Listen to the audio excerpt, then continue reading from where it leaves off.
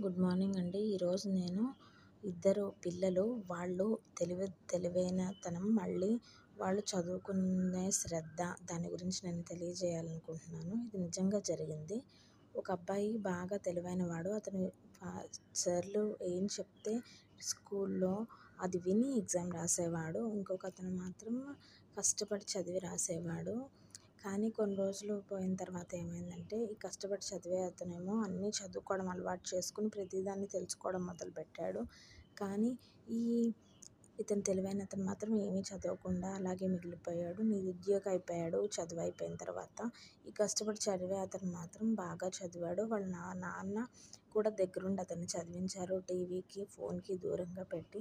దానివల్ల కొన్ని రోజులు గడిచిపోయిన తర్వాత ఈ కష్టపడి చదివే అతను ఐపీఎస్‌గా సెలెక్ట్ అయ్యాడు. ఈ తెలివైన అతను మాత్రం అలాగే ఉండిపోయాడు. సో, కష్టపడి చదివితే ఏదైనా సాధ్యమే. Thank you.